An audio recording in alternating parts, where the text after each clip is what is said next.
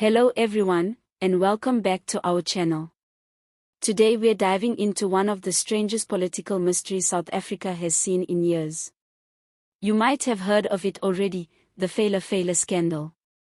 But now, the focus has shifted from dollars stuffed into cushions to the disappearance of the actual couch itself. Yes, you heard that right, the couch that allegedly hid millions of rands at President Cyril Ramaphosa's farmhouse has gone missing.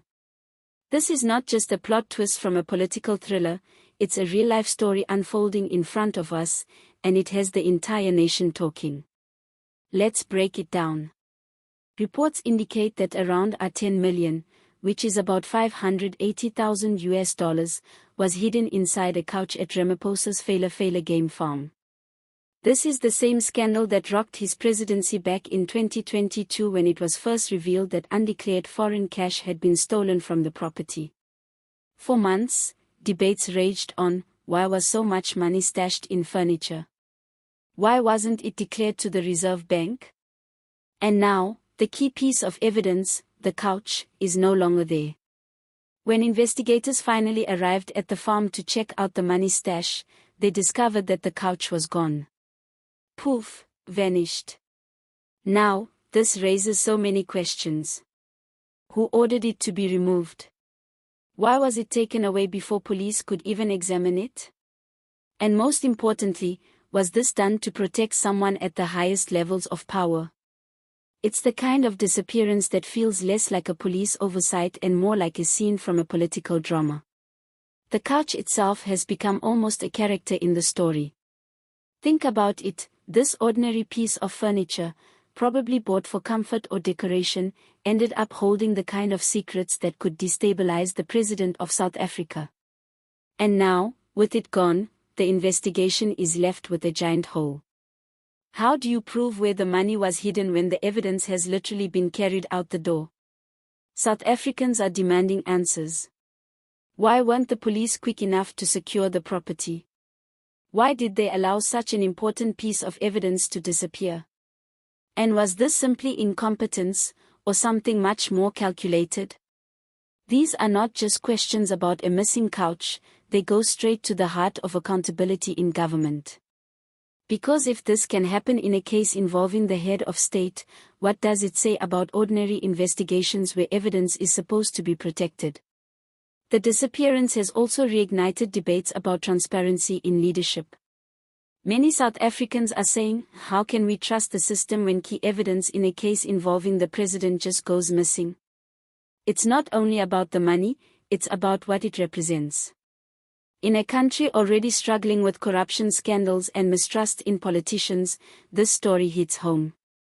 People want to know, was the removal of the couch an attempt to clean up the president's image, or is it simply another example of powerful people playing by their own rules? What makes this story even more fascinating is the timing.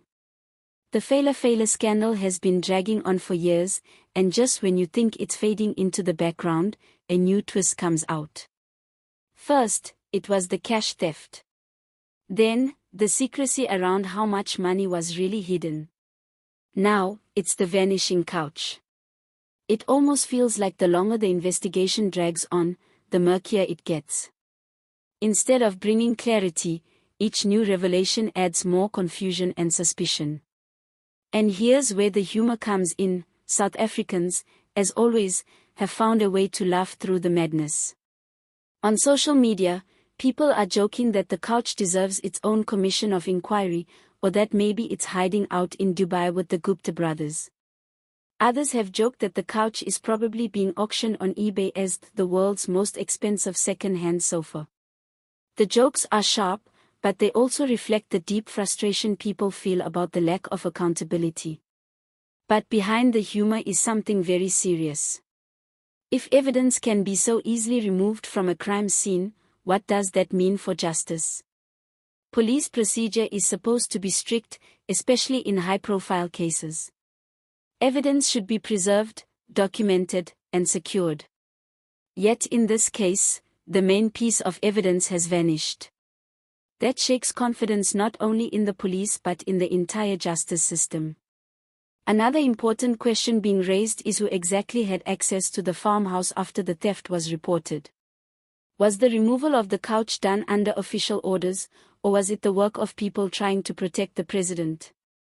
We may never know for sure, but the fact that these questions exist shows how much doubt and mistrust surrounds this case. At the end of the day, this is bigger than just the couch. It's about what the couch represents: secrecy, missing money, and unanswered questions at the highest level of government. South Africa has been through decades of scandals, from Candler to state capture, and now Phala Phala is cementing itself as another chapter in that long history of political controversy. For many citizens, the lesson here is that clear and strict evidence protocols must be enforced, no matter who is involved. If the president is under investigation, the rules should be even stricter, not looser. Otherwise, how can people ever believe that justice is being applied fairly? So where does this leave us? Right now, investigators are facing a massive challenge.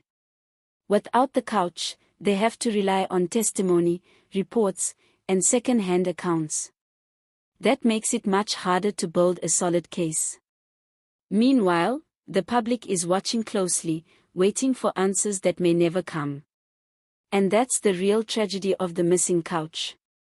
It has turned what could have been a straightforward investigation into a murky saga filled with doubt, suspicion, and frustration. South Africans deserve clarity, but instead, they're left with a mystery that seems to grow stranger with each passing year. So, what do you think happened to the famous Phala Phala couch? Was it quietly destroyed, hidden away in some warehouse, or perhaps sitting in someone's lounge right now, looking completely innocent? Drop your thoughts in the comments below, because this is one mystery that still has plenty of room for debate. If you enjoyed this breakdown of the Phala Phala couch saga, don't forget to like the video, subscribe to the channel, and hit the notification bell so you don't miss our future political deep dives. South Africa never runs out of stories, and we'll be here to unpack them all for you. Thanks for watching, everyone. Stay sharp, stay curious, and as always, see you next time.